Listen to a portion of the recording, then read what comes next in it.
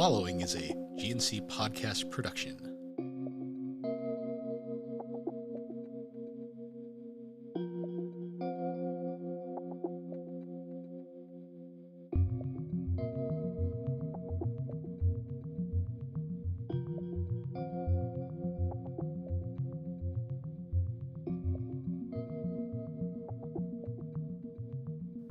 Welcome to Geek Addicts, a pop culture podcast.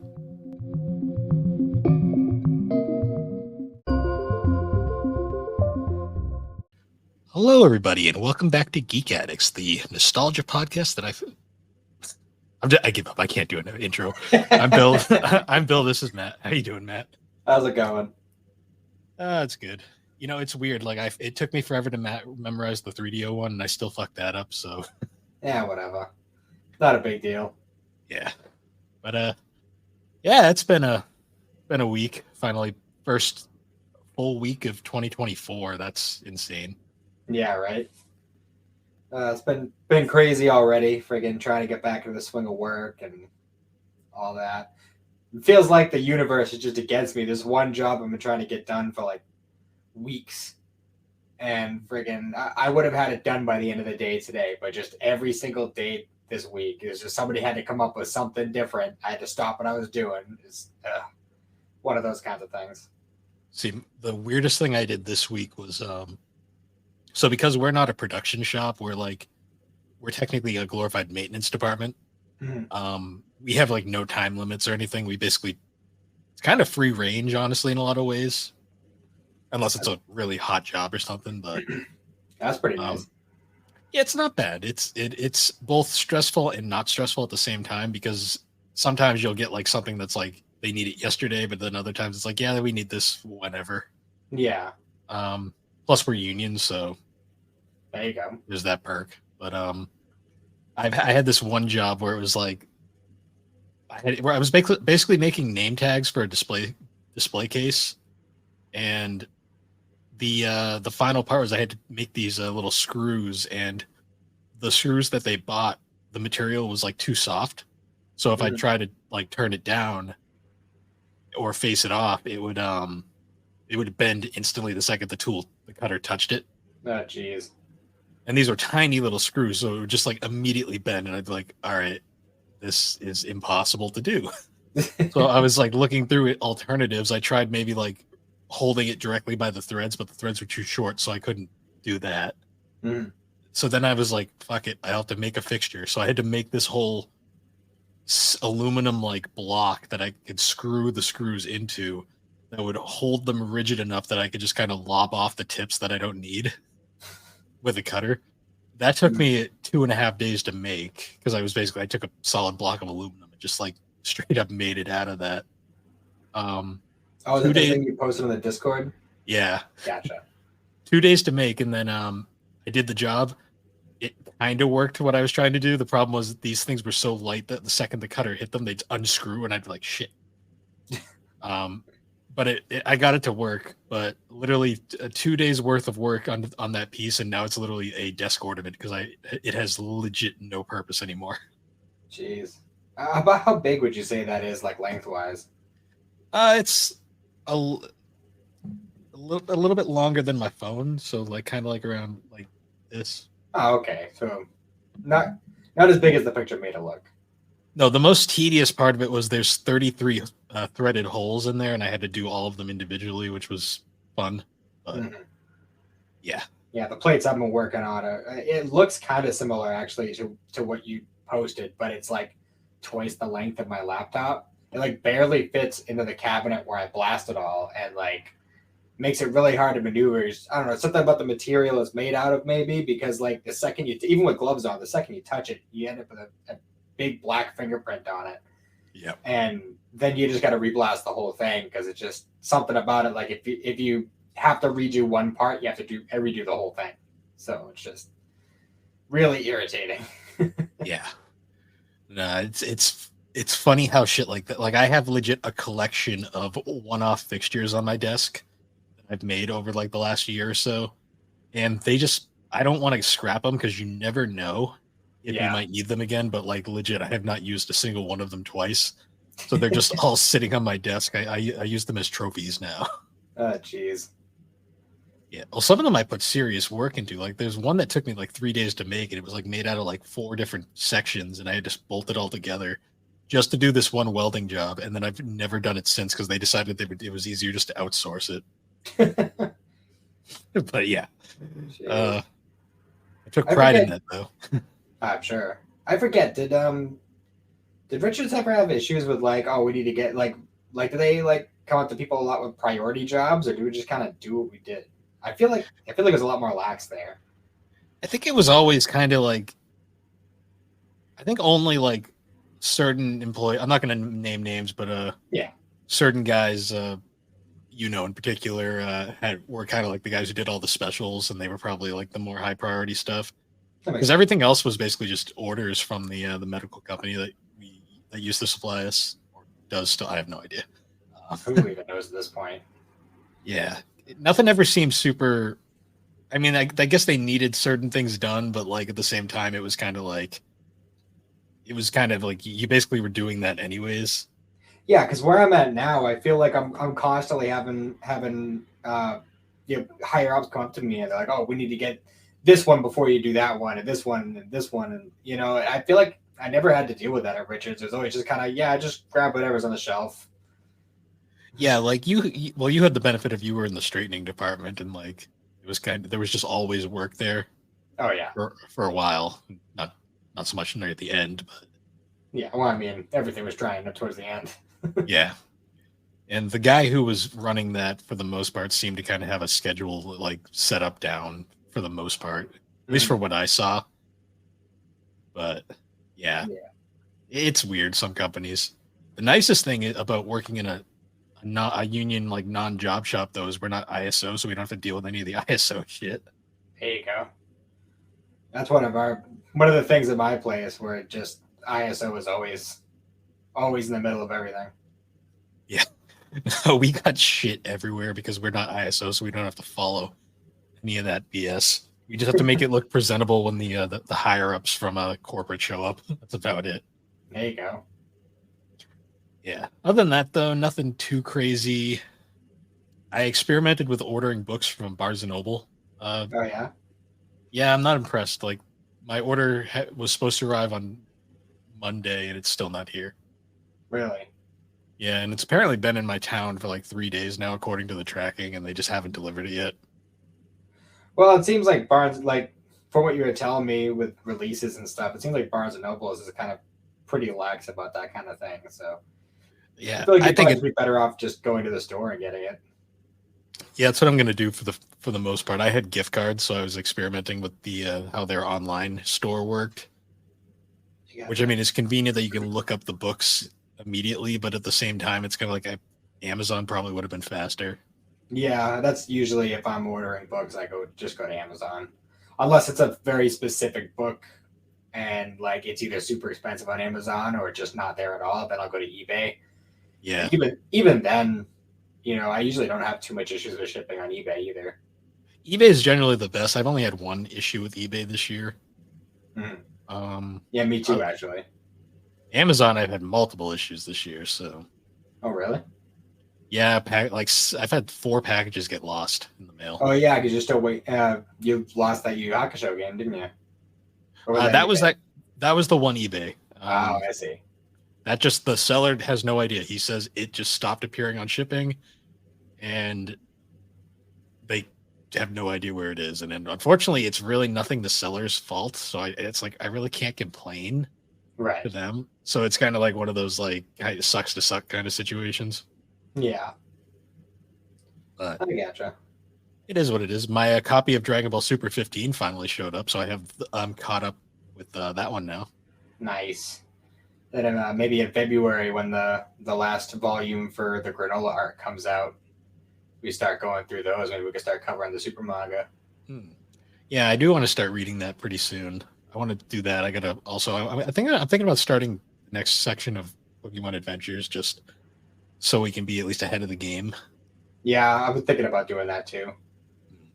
But Yeah, but other than that, though, nothing too crazy. Um, Speaking of Dragon Ball, though, our topic for this episode is actually, as we alluded to last week, we're going to be talking about Dragon Ball video games this time around. Oh, geez. And there is a lot of them.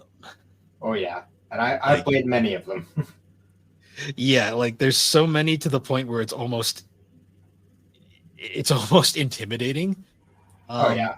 And they date back all the way to like 86. We did not get one until like the 90s, and even then that was at the time not even a Dragon Ball game. Yeah. So I guess best place to start would probably be talking about Dragon Power. Yeah, one of the few pre-2000s Dragon Ball games I actually have played and currently own. Yeah, I found it for $3 at Bowser's Basement on the shelf. I saw it and I was just like, fuck it, why not? And I was joking. I'm like, it's the first Dragon Ball game. It's like one of the worst games I've ever played in my life. It's like a side-scrolling beat 'em up platformer hybrid that like isn't fun in the slightest. Mm-hmm. And their censorship of it and like alterations to make it not Dragon Ball are just fucking hilarious. It's so silly. Like some of the name changes were great. What was it? Like Yamcha was like Lance or something. Lancer. Like what the fuck does that mean? What the hell was Oolong had a weird name too. I can't remember what it was.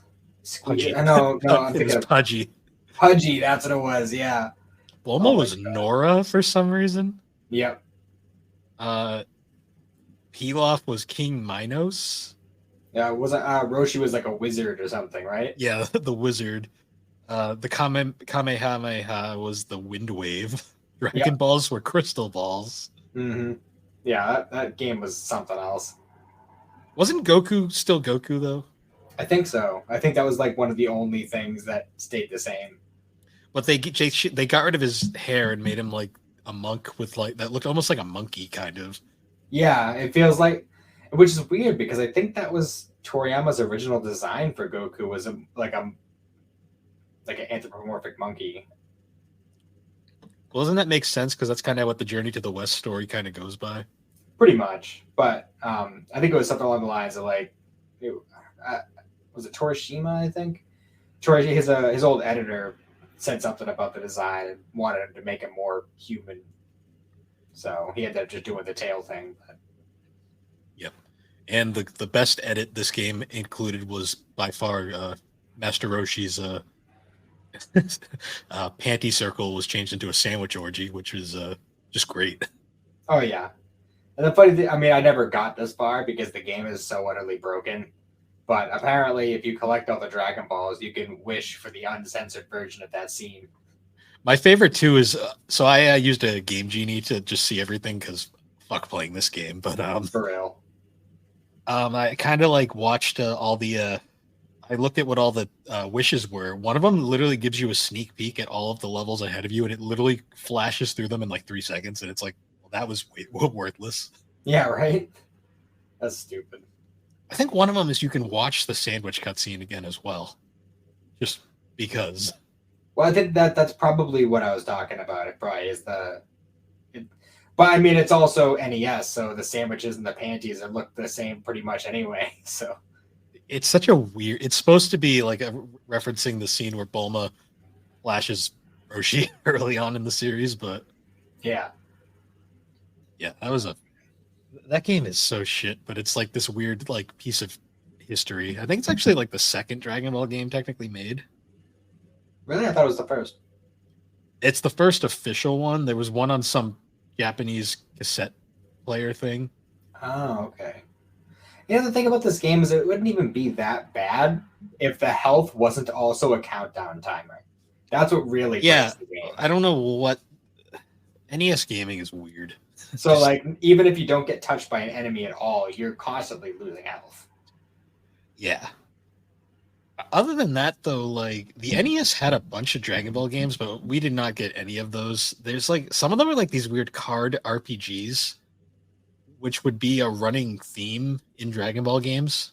Mm-hmm. Then there was also some fighters, although NES fighters kind of suck, so there's not really much to talk about there. Right. Um, any other thoughts on the NES games or? No, I mean Dragon Power is the only one I've ever played. I have a Super Nintendo Dragon Ball game, but I never got the chance to play it because my Retron died before I had the chance. Okay. I don't even remember which one it was. It was like Goku Densetsu or something. Super Saiyan Densetsu, something like that. Yeah, I know. A lot of the SNES ones were like mostly fighting games, like the Super Botoden. These names are very hard, so I'm gonna mispronounce a lot of them. There was a lot of those fighters, and they look really cool, but like they also look like they're a pain in the ass to play. Oh yeah. Like just from like a design standpoint. Apparently, Super Bododen got released on the Switch in 2018. What?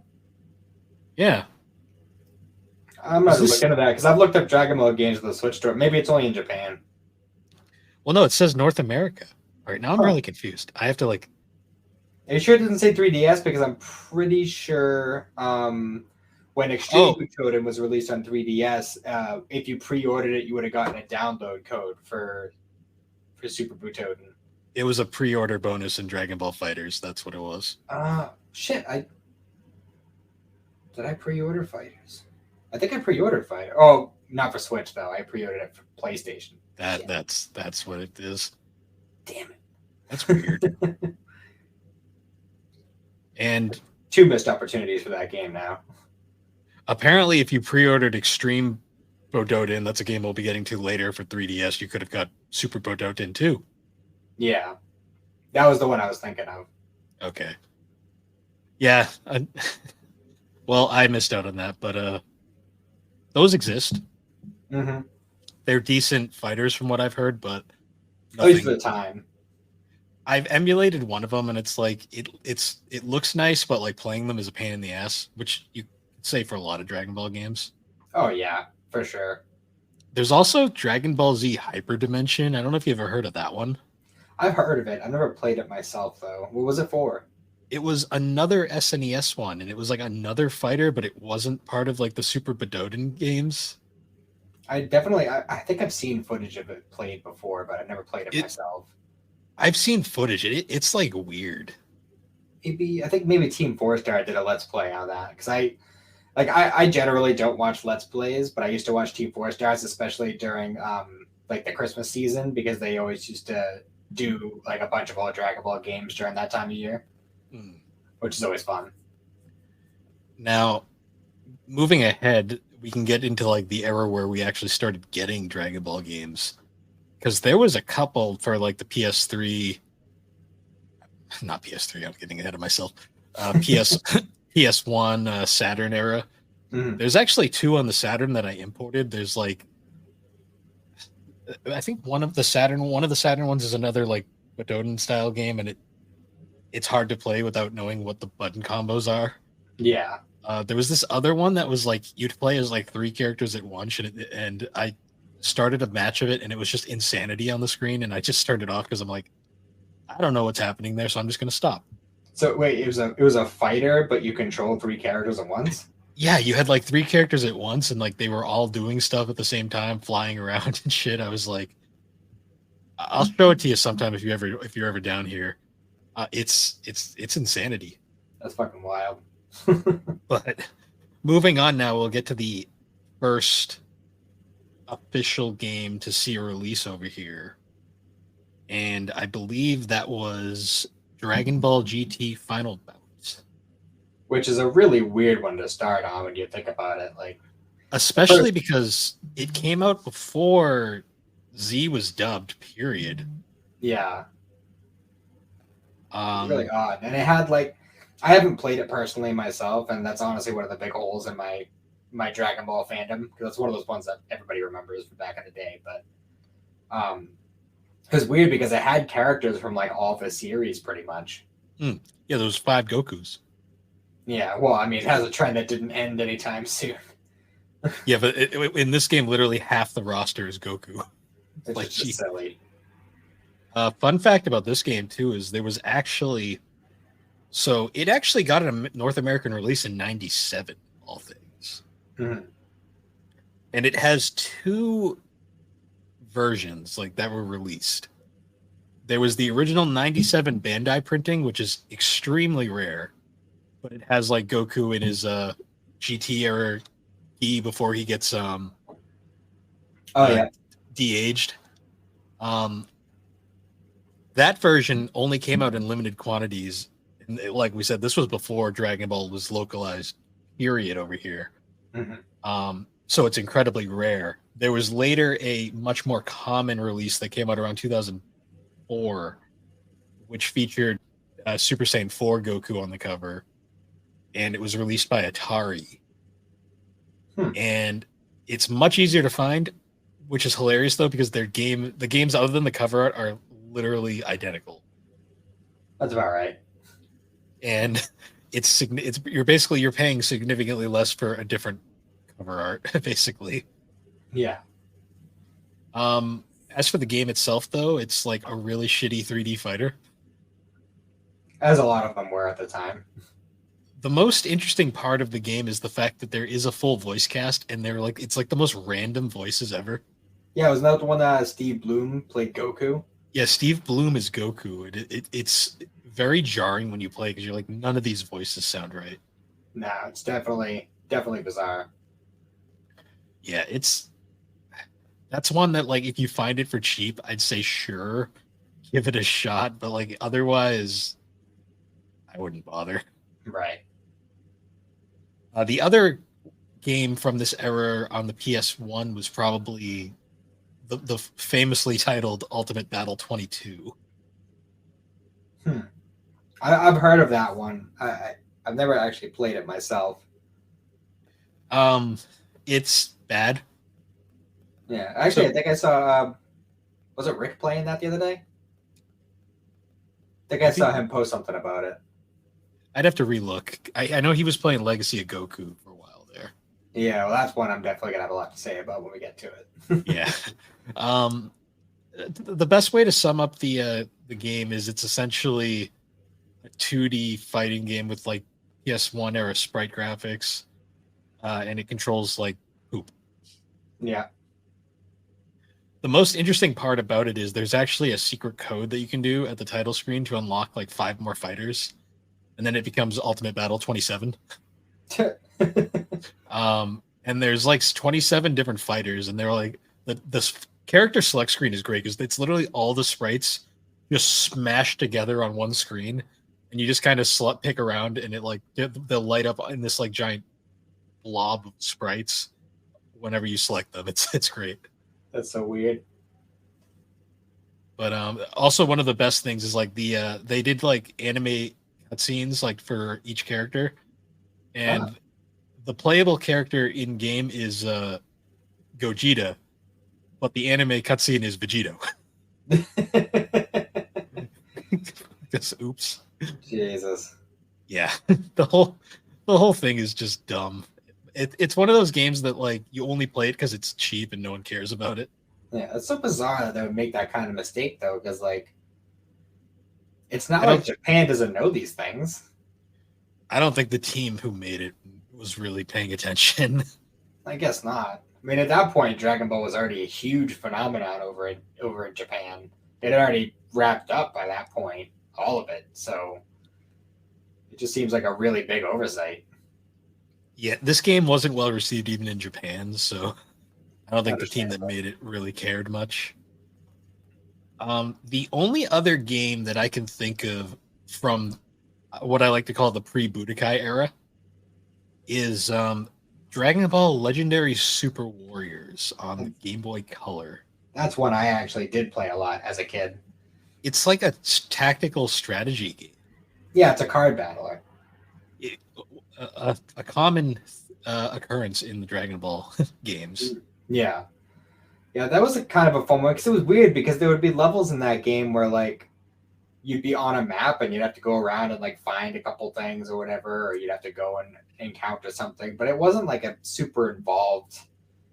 um, a super involved setting to move around in. It was pretty much just mostly battle after battle. Yeah, it was like it was a weird. It was just a weird game in general. Um, it was developed by a company called Flight Plan. I'm not sure what else they made. Oh, they made Summon Night. What a weird parallel. Yeah. Yeah, I remember this one being fun though, for the most part. Yeah, I mean, it was solid. I don't know, with a card battler, it's kind of hard to really like screw it up. And I mean, the sprite animations were decent for the time for a Game Boy Color game. Yeah, no, it looks pretty good. The music's fun enough.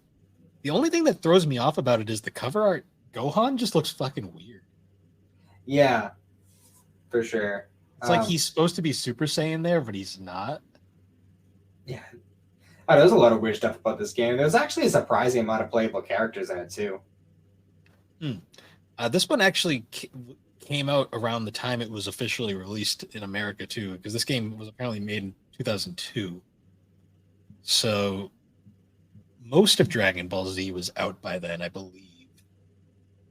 Was it 2002 Yeah, that's when this came out. in America, or Everywhere. oh, I could have sworn it was 98. No, 2002. Must have gotten mixed up somewhere. Yeah, that's the last one though of the pre-Budokai era, because the next game is Dragon Ball Z Budokai. Yes, which is where it all began with Dragon Ball games for me. It's basically the first Dragon Ball game that's quote unquote fondly remembered. Yeah. Budokai is interesting because as a fighter, it's not particularly good. Like, well, by nowadays standards, it hasn't aged well. Right. But what makes Budokai so fucking entertaining is the amount of charm and clear like attention to detail that was put into this game. Because the company that made this one was a company named Dimps, who have quite the track record. So they were formed by former SNK developers, and they're most well known as they made all the handheld Sonic games for a while. Okay. They also made. They had a handful of fighting games they worked on. Like they made an Inuyasha fighting game, believe it or not, on a PS1. Ah. They also helped make Street Fighter 4. So they have an interesting pedigree. But they also made a lot of Dragon Ball games, and their first one was Budokai. And yeah. I honestly think the thing about Budokai that makes it stand out even today is the story mode. Yeah, the cutscenes, for sure. Were one of those things that like always stands out in people's minds, from what I can tell. Well, because it's the only one that really tried to do this like as faithfully as it did. Because they actually try to recreate most of like the big important cutscenes, well, scenes from the anime like throughout the game using the in-game engine. And they actually got Funimation to redub and like voice all of them, so it's like the full original Funny cast. This is still pre-Kai, so we still have like Lindy Young is Frieza, and I think the original voice of Kid Gohan is still there. Oh yeah. It's like legit all the old school voice actresses. I think it's still Tiffany Vollmer as Bulma as well. Although I don't think she was in the story mode much. No, I think she appears like once early on.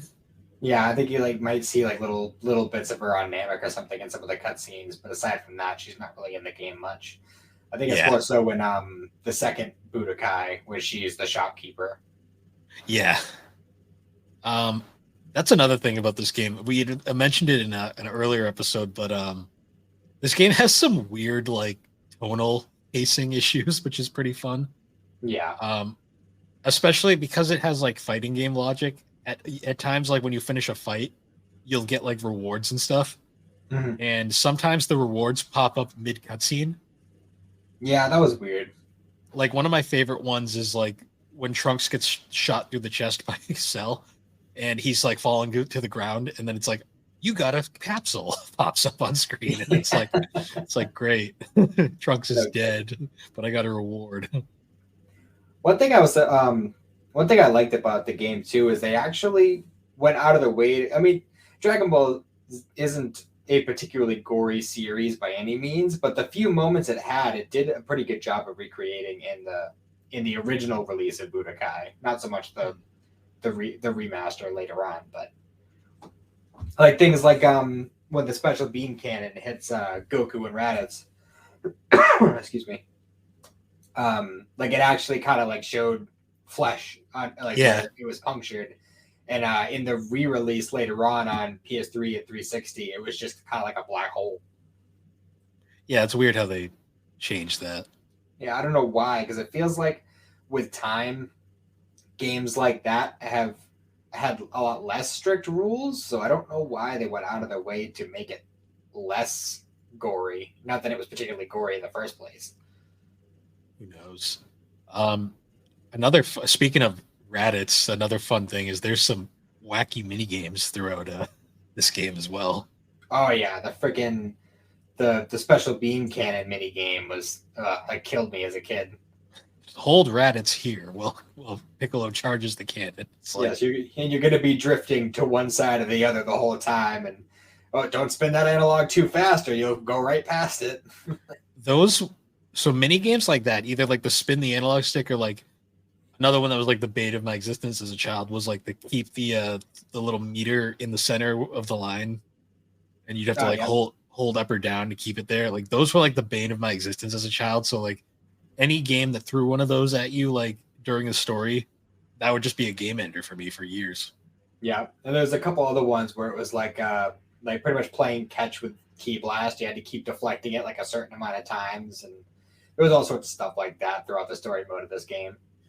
Yeah, just like wacky shit that like you could clearly tell they were still experimenting. I also love some of the graphics in this game are wonderful. So this is like the only game that did not use cel shaded graphics, and the models all are really weird looking nowadays. Yeah. Especially Vegeta. He's really wide and kind of tall for some reason. Yeah, that's true. But I still liked using him a lot. Although I will say my go-to character in all the Budokai games was Teen Gohan. Yeah. Also, this game was interesting because it ended at Cell, which for some people kind of stunk because there was still so much Usaga stuff. Yeah.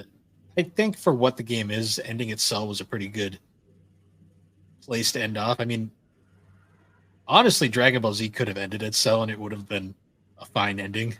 Yeah, agreed. There was, however, the Hercule mode. Oh yeah, there was. Yeah, which was hilarious. Because I love that whole bit too. Because like, as you're going through it, like you literally take it like Gauntlet style, where you're playing as Mr. Satan, and you have to fight pretty much everybody who was at the Cell games. Yeah, all like back to back. And I don't remember. But I think you only got like a little bit of health back after each one.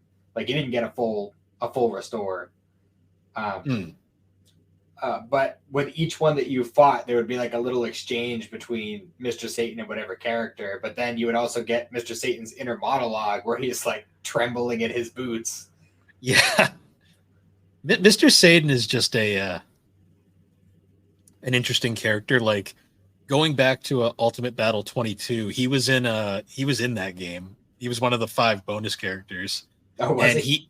And he legit is pathetic. Like he can't do anything. Like he can't fly.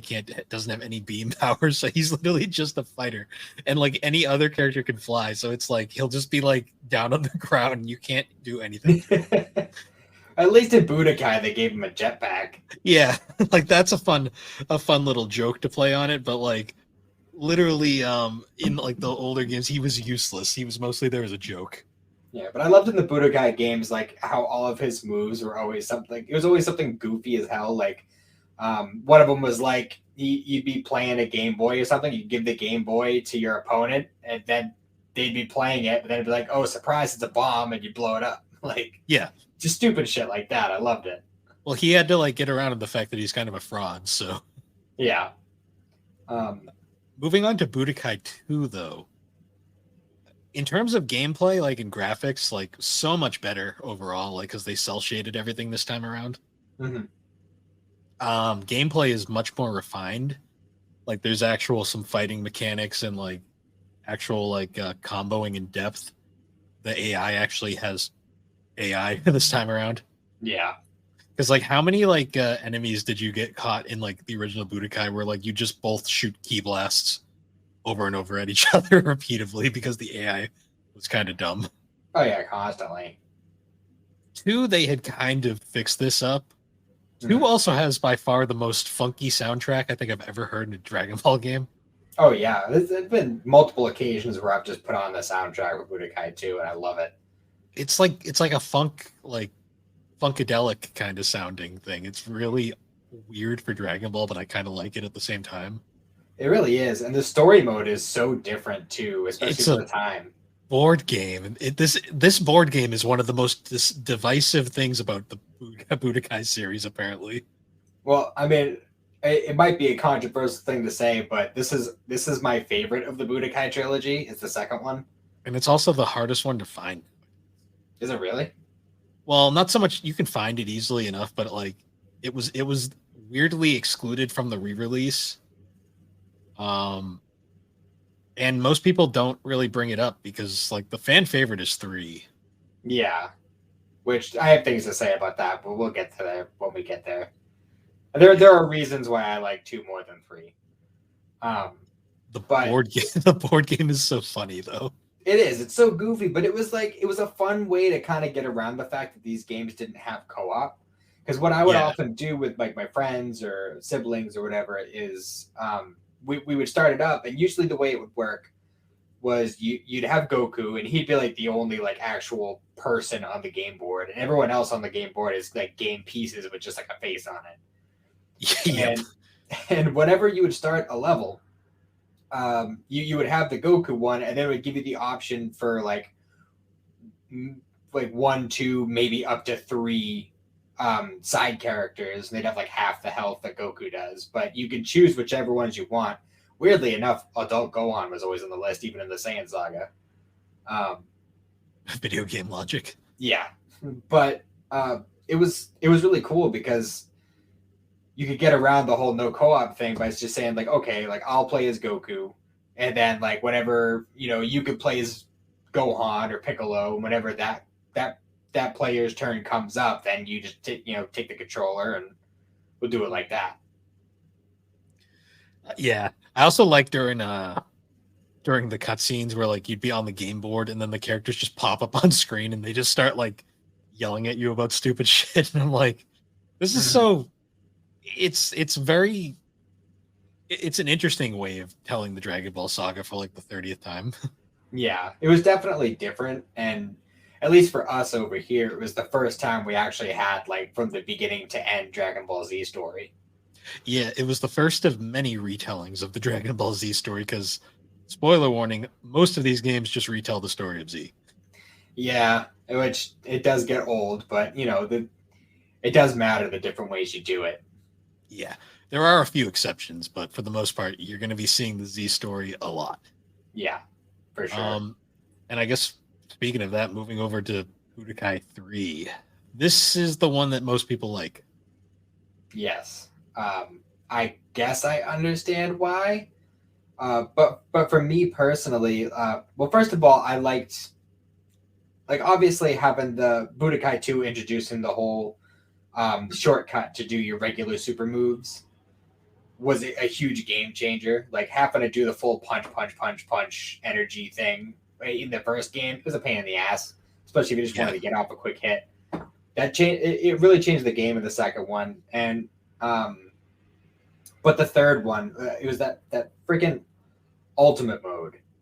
Yeah. Whatever it was, dragon mode, whatever it was, like that kills the game for me. Like if that wasn't a part of it, I probably would like Budokai 3 the best. But it just the AI spams it. Mhm. And when you're in the ultimate mode, you're pretty much that you get no knockback when you get hit, unless the person you're fighting is also in ultimate mode. So it's like you never really can get like a solid hit on your opponent because when you're in ultimate mode, you also activate like this dragon rush thing, which would pretty much turn the fight into a rock paper scissors match, and you could very very quickly have all of your health just drained because of that. Mm. And that just Yeah. made the game incredibly frustrating. The thing I remember most from this one is like the flying like over the world map like as Goku thing or like the story mode. That was definitely one of the best parts of it. Because that was like the first time you really got to do that in a Dragon Ball game. Yeah, I think aside from Legacy of Goku 2, I think that was one of the only ones I can remember being able to. Yeah, well, first console game, anyways, I should say. Yeah, yeah. Because we'll get to handhelds separately. Mhm.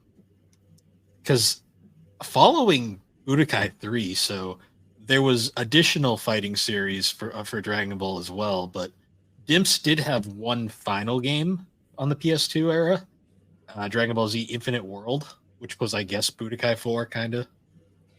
Yeah, was that the one that only went through Cell? Or was that the burst limit? I think that was Burst Limit because Okay. Boo and Frieza are on the cover of Infinite World, so I assume they're in here. Okay, that makes sense. The thing I remember about Infinite World was they fucked up the balancing, and Yamcha somehow ended up being OP. Really? Yeah, That's hilarious. Infinite World, you can tell, was definitely made like super rushed, like last minute. Because they were so this came out 08, so they were probably working on Burst Limit at the same time as well. Yeah. Yeah, this one is pretty not good. I'm not gonna lie. It's Budokai 3 but worse. So Yeah. Well, I mean, that was one of the ones I never got. And honestly, actually between Infinite World and Burst Limit, because I would see them at GameStop and stuff, and I'd stop and look at them, but just based on what I saw, it just looked exactly like Budokai. I'm like, well, I've already had that 3 times. I really don't need another one. it's the game you play if you're really a fan of Yamcha. Yeah, that's fair. Now, aside from Budokai, we also had the Budokai Tenkaichi series. Yes, which is getting a revival soon. Yeah, out of all things, yeah, which I find interesting. I'm really excited for it. That's one of those like fan favorite series of games. So these ones to me really kind of all blend together for the most part. Like one Budokai Tenkaichi 1, 2, and 3. Yeah. The only one that I feel like is really worth talking a lot about is 3. I definitely see your point. It's been a while since I played it, but I definitely think there's a lot of good stuff with 2. The first one was definitely more of a testing ground.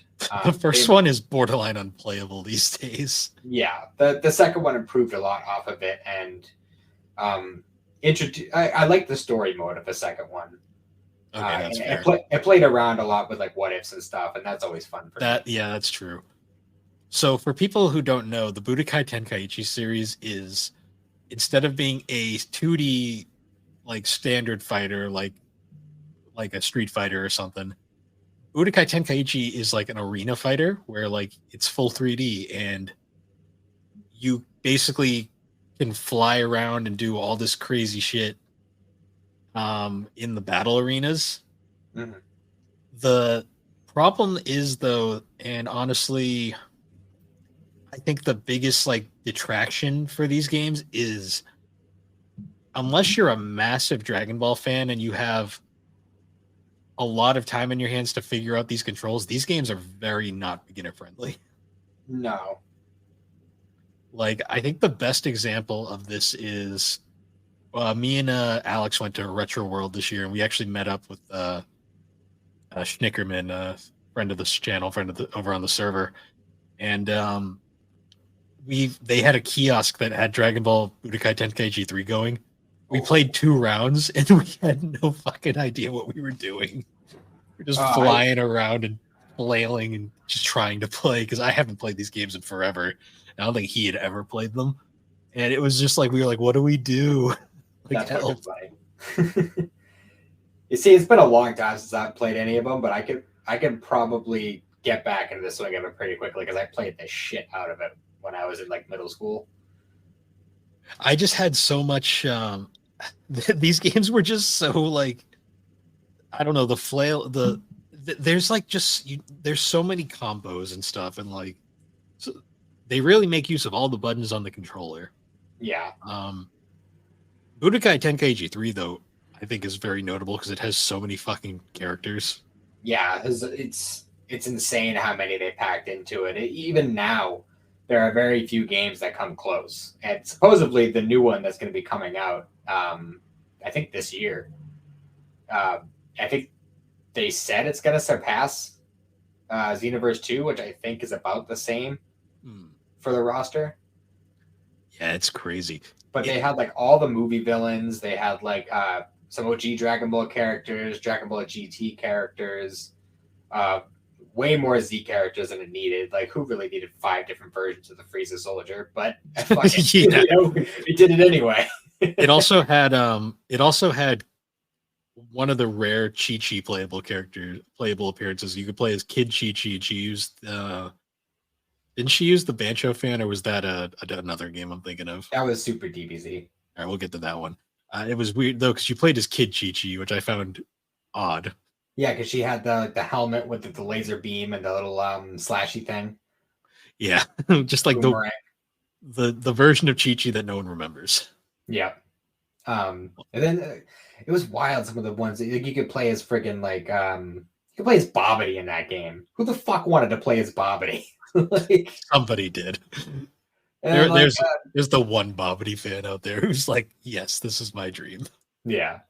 One of the cool things was it also had like the giant characters too. Like you could play as like Giant Slug or Hirudegarn or like literally any Saiyan character with a tail could turn into an ape if you played on a night stage. Yeah. Which is pretty cool. Another thing about Budokai Tenkaichi 3 is this game is absurdly expensive nowadays. Which is something I didn't know until recently. Yeah, this is like $100+ game now. Yeah, I still have my old copy. I got it right before it spiked. I think I paid like 60 for it, which at the time I thought was ridiculous because it was I think I got all the Budokais and Tenkaichi 1 and 2 for like $5 a piece. So Wow. yeah. Yeah, there was a point where they were extremely cheap. Because I remember I was going around getting a bunch of the PS2 games that I didn't get before. That's how I got like Super DBZ and stuff. And yeah, I never got around to Burst Limit and Infinite World, but that was the point where I was kind of moving past the 2D fighters and was going with a lot of the 3D fighters. Yeah. Which have kind of gotten old over the years, but because the problem is you can only do so much before it gets old. Like, yeah. Interestingly enough, though, you mentioned Super DBZ, not to be confused with Dragon Ball Super. This has to be the most interesting out of all the fighters on PS2. It's also the one that nobody talks about. Yeah, I just kind of found it by accident one day. Actually, I found it at a Blockbuster in like the used game pile. Yeah, it's like because it's a traditional fighter. Like it's not even like Budokai style. It's more like an SNK Capcom fighter. Yeah. Which was really jarring for me at first because I was so used to the Budokai games. Yeah, it's funny because it's like the most most fighter feeling DBZ fighter. It was, I should say, the most fighter feeling DBZ fighter up until Fighters came out.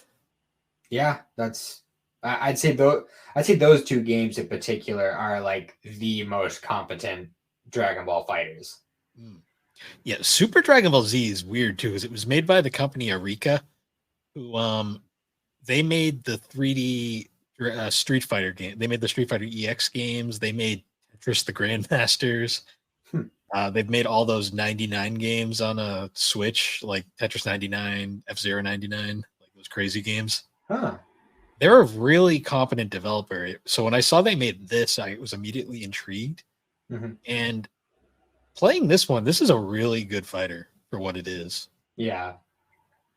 This is the one that I was thinking has it has Teen Chi-Chi, and she uses the banjo fan as her weapon. That's what Yeah, I was it's the thinking. Chi-Chi from the filler arc at the end of Dragon Ball. Yeah, and during like her tournament appearance, like the best version of Chi-Chi, in all honesty. Yeah, for sure. Um, it has that. It's got basically all the main recognizable characters from Z, and it just plays really well. I don't even remember what it did for story, to be honest, if it did one at all. I don't think it did because I could be wrong about this, but based on like from what I remember of like the home screen and all the other stuff, I think it might have originally been an arcade game. I think it might have been, honestly, because Arika did a lot of arcade stuff. Yeah, so I think it was like kind of in the same style that the old Mortal Kombats were, where there wasn't really a story mode. It was more like a gauntlet kind of thing. There was probably some very basic stuff in the background that wasn't super important. Yeah. Um, One thing I we'll do see. remember is some of the maps. Yeah, they They're were really nice. interesting. They looked good. Like, this is a good looking game still even today, and it plays still surprisingly well. Like, I think if you want a legitimate fighting experience, this is the one to go for. Yeah. I remember the Kinkai planet. You could like actually like run all around the planet while you're Yeah, fighting, which is kind that's of cool. that was a cool idea. And I think I could be wrong about this, but I think Toriyama had submitted his own original Mecha Frieza design for it Yeah, maybe. because I remember Um, it being different than what I remember from the show. yeah, I think I remember what you're saying on that. I'd have to. I haven't played this game in over a decade, so I really need to boot it up again at some point. It's been a long time. I don't have my copy anymore. I left it at an old friend's house years ago, and we not on anything bad or anything. We just kind of don't talk anymore. Grew apart. Yeah, So I just never got it back.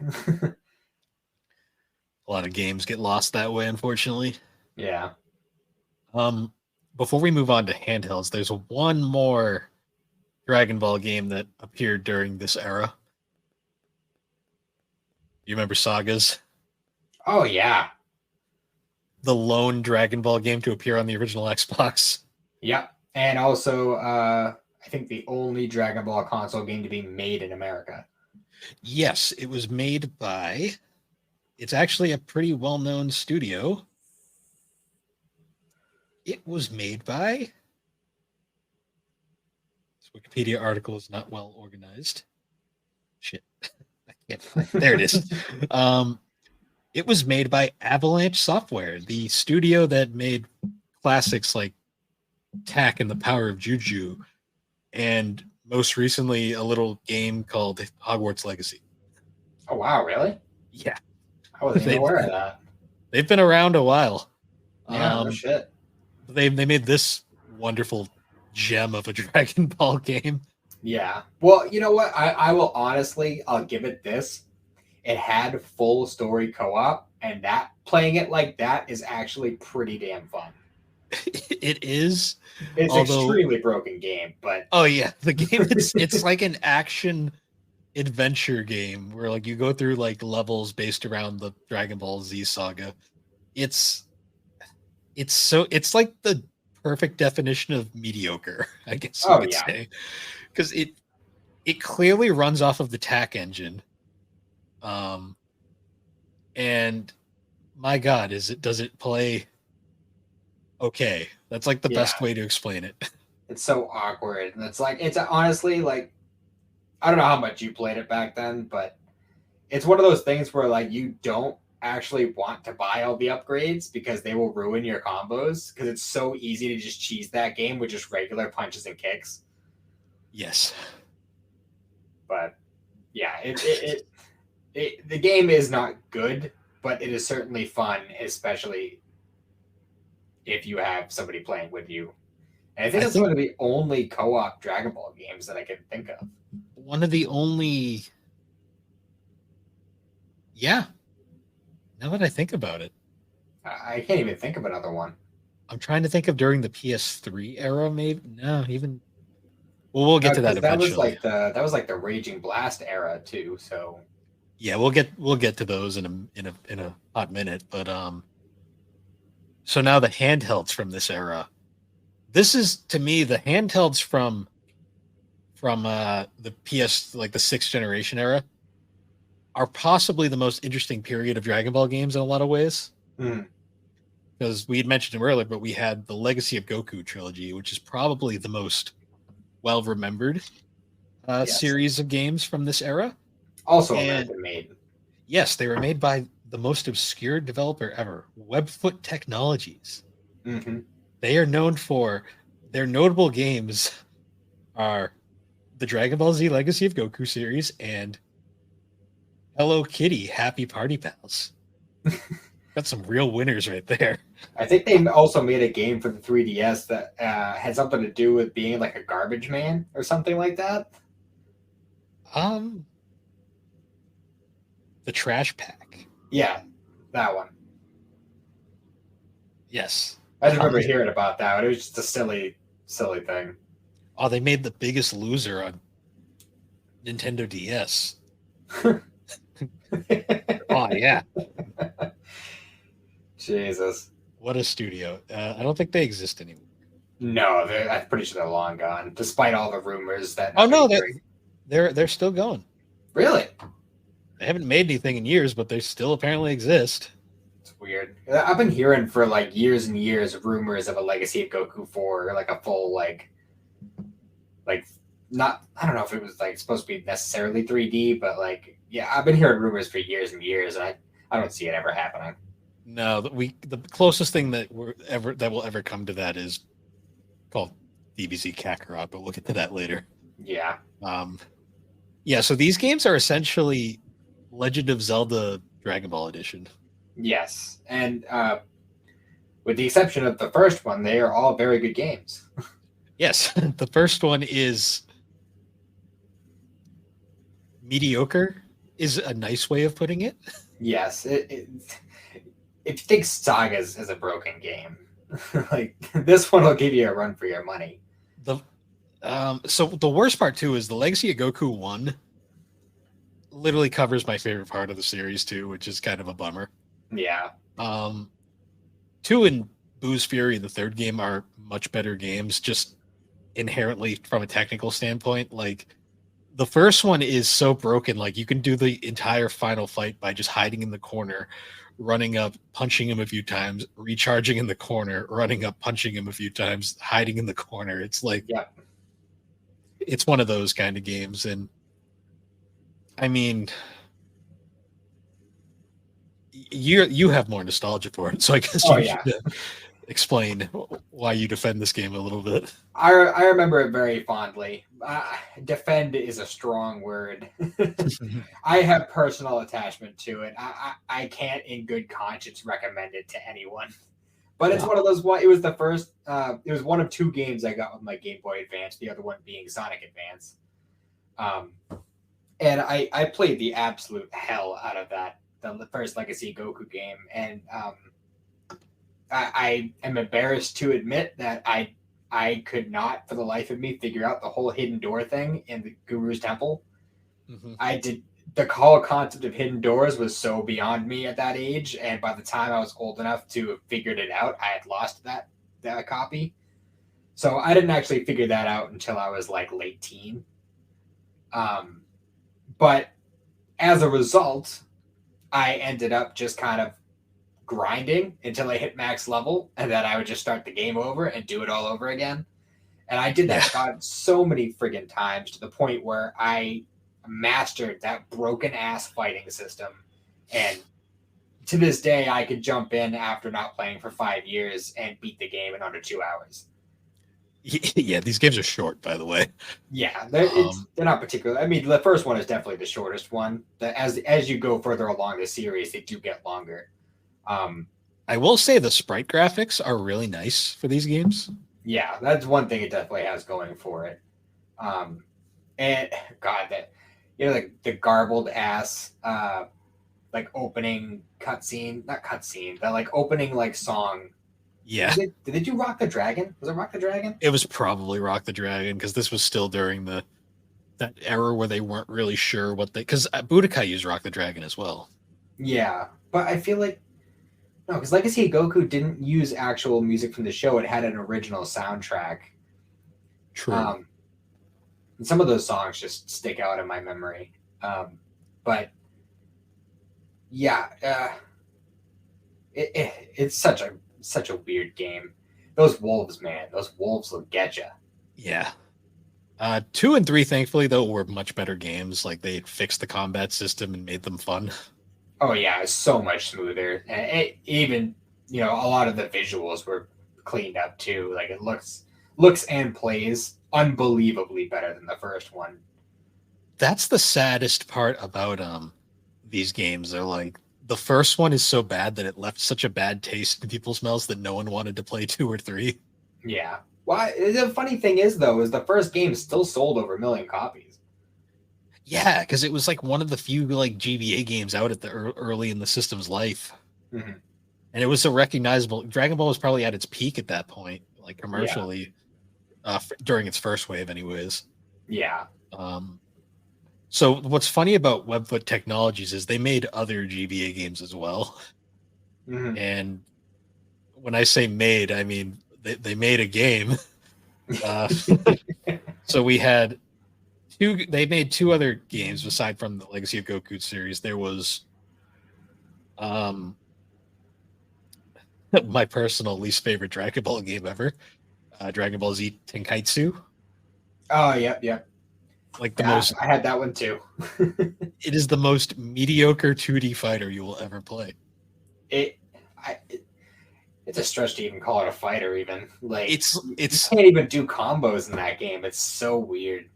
it's like a bad Mortal Kombat kinda. It just doesn't play well at all. It uses the same like weird, almost like 3D pre-rendered sprites for the characters, and they just look awful. Yeah, It is an ugly looking fighter. That is all I'll say about it. yeah. It's not a pretty game, and it didn't even have the upsides that things like Supersonic Warriors had, where it would have like fun little what if stories and stuff. Like no, it was just a shitty game, and there was no fun to the story at all. It was just fight after fight. Yeah, and then their other wonderful game they made during this era was Dragon Ball GT Transformations, the most beat 'em up of a beat 'em up game you'll ever play. Yeah, which I think it was actually originally supposed to be like the Legacy of Goku games, but I don't know, for whatever reason they ended up going with the beat 'em up route, and I mean it Something wasn't tells me the budget was cut at some point. probably. I mean, it wasn't awful, but it's definitely not what I wanted. It's such an average beat 'em up that you kind of just play through it and you're like, great. It's one of those like, you go to the rental store and you have your money to rent that one game that you've been saving up for a while, and you have to pick wisely because you're only going to have only get one choice. Mm-hmm. So you pick Dragon Ball GT Transformations and you finish it in a day, and you're like, fuck. Yeah. That totally didn't happen to me back in the day. Yeah, right. I'm not venting at all. Although if you want to play a good handheld Dragon Ball beat 'em up, Advanced Adventure. Advanced Adventure is so good. It's a Dragon Ball game. There wasn't a lot of these back in the day. There still isn't that many. No, there really isn't. There's like, I think since this one, there's been like 3. Yeah, there was the King Piccolo one on Wii. And then the 2 DS games. Oh yeah, Origins and Origins 2, that's right. Yeah, there really wasn't much. No. But Advanced Adventure was cool because it was a competent side-scrolling beat 'em up, and it played from the story right from the very beginning of OG Dragon Ball through the King Piccolo arc. Yeah, which was neat because like there still isn't a lot of original Dragon Ball representation in gaming. There's not a lot of original Dragon Ball anything really, which is kind of a bummer. It really, really gets the shaft. It's upsetting. Interestingly, the company that made the Budokai games, Dimps, made this one as well. I believe that. It's definitely solid. There is also, we mentioned it earlier, but there was Supersonic Warriors, Mm-hmm. and this one was developed it was a collaboration between Kavia, I think that's the company that made Drakengard, and the original Nier, and a company known as Arc System Works, who we'll be hearing from them again later on. Yes. And Supersonic Warriors, I think, was probably the most competent handheld fighter for any Nintendo system. Yeah, Well, for honestly, Dragon Ball games specifically, I should specify. yeah, honestly, like they were some pretty cool like sprite graphics and stuff they tried doing with this one. Like you would actually like fly up in the air and they'd make it feel like you were actually in the air, which was pretty cool. Yeah. Played really well. Only downside I thought was it was a little too hectic for the GBA at times. Yeah, I definitely think the sequel on DS was better Yeah, in both playability and story. yeah. Honestly, like it was just kind of like one of those things where I think it was like it was a bit it was too ambitious of a project for the GBA, Mm-hmm. and they rectified that with the sequel that we'll get to in the next generation. We'll be covering the seventh generation of Dragon Ball games, which started with a game we've mentioned a few times, Burst Limit, Yes. which was essentially it was Imps's final Dragon Ball game for a while. And it was basically Budokai on PS3, but stripped down and not as good. I didn't even realize it was on PS3. Yeah, it was on PS3 and 360. Yeah, see, I after Tenkaichi 3, as far as console games, I kind of like took a back seat on Dragon Ball games. I think until Raging Blast 2 came out. Yeah, like Burst Limit, it was weird because there was like the story was like broken up into these like Z Chronicle moments where they like were meant to be more like dramatic moments in the series, not like a full on retelling like the regular games. Mm-hmm. And the gameplay really hadn't evolved that far from like Budokai 3, so it just kind of felt like a dated game when it came out. Yeah, It looked okay for PS3 standards at the time, but yeah, not a amazing game by any means. no. We'd also mentioned the two Raging Blast games. Those were by the studio that did the Tenkaichi games, Yes. and they And were I basically a continuation of the Tenkaichi style in a way. pretty much. I mean, it kind of like really opened the gate on like obviously the Tenkaichi game started that trend of the 3D arena fighter, but Raging Blast I feel like is when they really started to perfect it. Yeah, I remember like these games would always come out, and the ratings they would get would be like atrocious because like people just didn't understand Dragon Ball games. Yeah. I played around a little bit on the first one at my cousin's house because he had the first one, but that one didn't catch me quite as well. It was the second one that really, I feel like got the mechanics down and made it work right. And these basically just retold the Dragon Ball story again, right? The first one did. The second one was kind of more of like, yeah. Do you remember the way the story mode in Supersonic Warriors 2 was? Yeah, It was kind of more like that. Only it was a weird setup where it was kind of like each character had like a constellation of stars, and each of the stars was a mission. gotcha. But Raging Blast 2 did a lot of really interesting things. First of all, including the plan to eradicate the Super Saiyans movie. It's not dubbed, right? No, it's only subtitled. But if you watch it, you automatically unlock Hachiak, which is kind of cool. See, I remember that more from the abridged retelling they did for it. That's our yearly Christmas special that we watch. Xander loves that. Yeah, it's fun. Yeah. So after Raging Blast, we got the company that made the Tenkaichi and Raging Blast games was a company called Spike. Their final Dragon Ball Z game before they merged with Chunsoft was another one called Ultimate Tenkaichi, which I think you've told me is shit. It is. It's glorified rock paper. It's the prettiest game of rock paper scissors you'll ever play on the PS3. Because it looks great, but I've heard it plays like ass. Yeah, well, that's the thing is the graphics are nice, and like some of like I don't even want to say destructible environments because that's not really what it is. But I mean, it's definitely a spectacle. It looks nice, but it's just rock paper scissors. Yeah. And I think it was the first game where you could create a character, which was fun. And I did play around with that, and there was actually a lot more customization with that than at least with, well, I guess it kind of depends on what you consider customization, because there was a lot of stuff with like you could change your aura and your fighting style and stuff like that to match other characters, like, but the actual like physical customization of your appearance was a lot more limited, and you didn't have all your tools right off the bat. You had to find a lot of stuff throughout the map while you're playing it. Yeah. And there was a lot of weird stuff with the English version where this was during the transition with the Kai actors.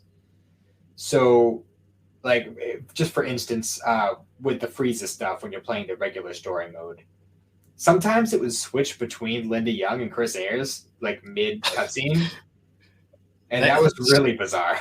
So, like, I get if it's like a similar sounding voice, but they don't sound anything like. No.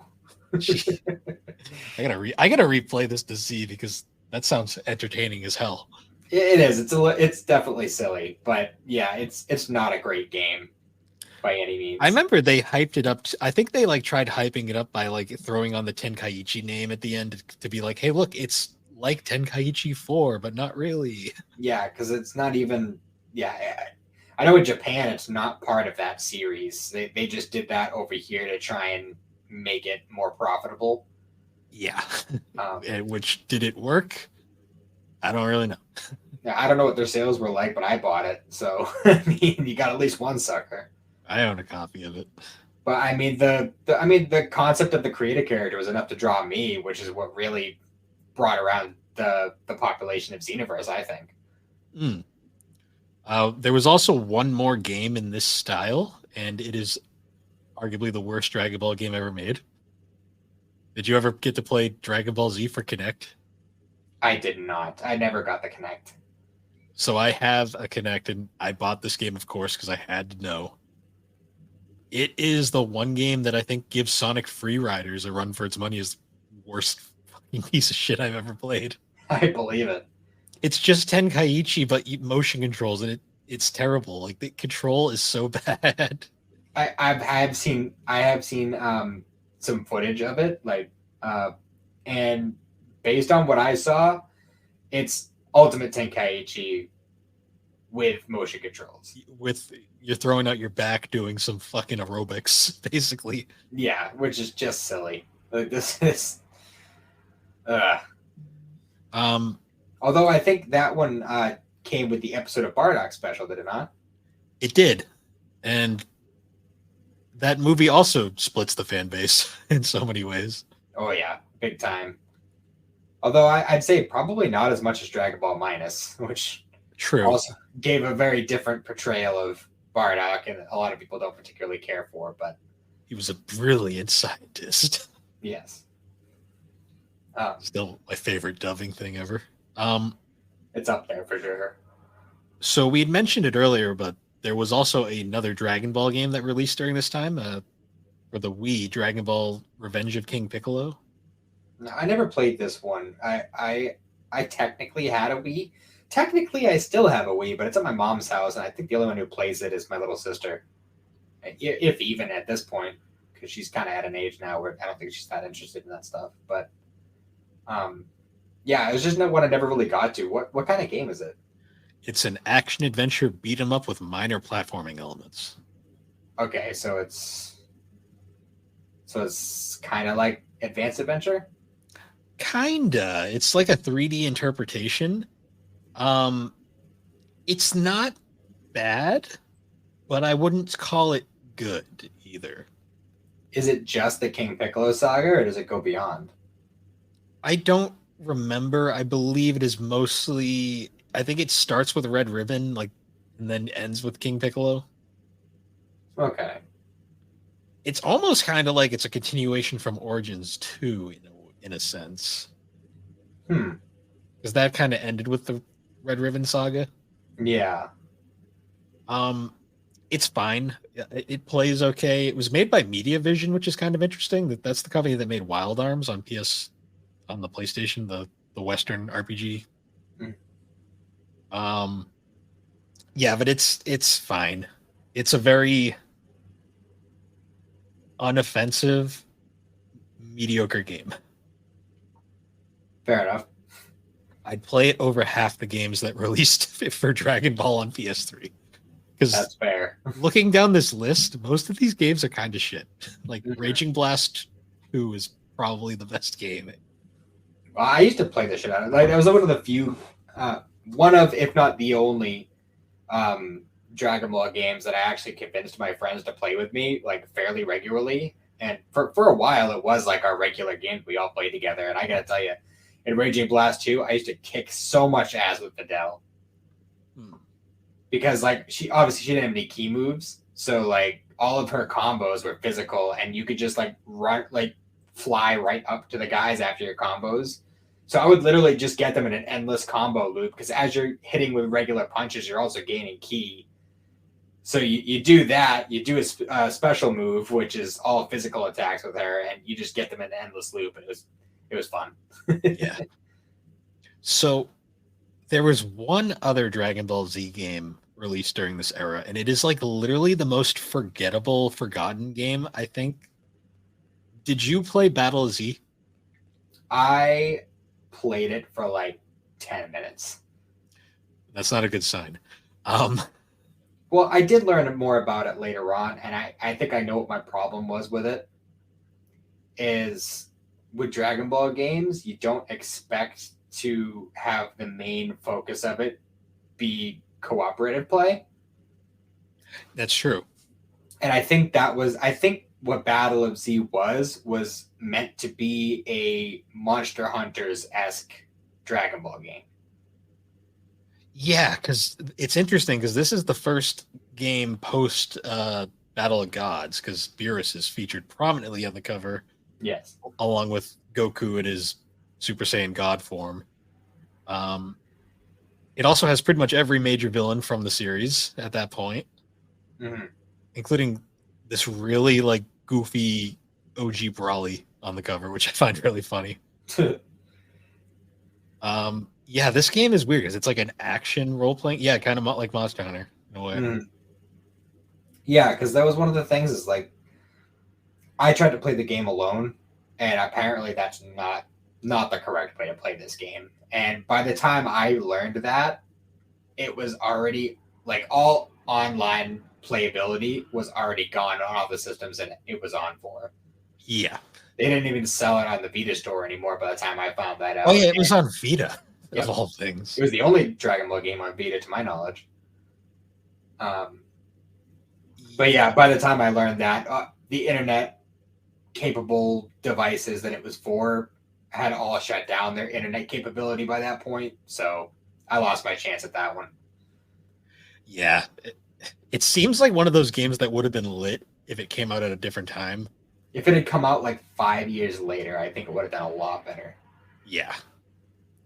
So there was technically one other Dragon Ball game that released on PS3 360, but it is a cross-gen game that also released on PS4 and 1. So I'm going to save that for once we get to that section of the list. I think that's a good idea because that was part. I mean, I know it's technically the end of this set of Dragon Ball games, but I think that was kind of like the beginning of the current generation of Dragon Ball games. Yes. That's why I'd like to separate that from the rest, because we also have some more handhelds that we should talk about.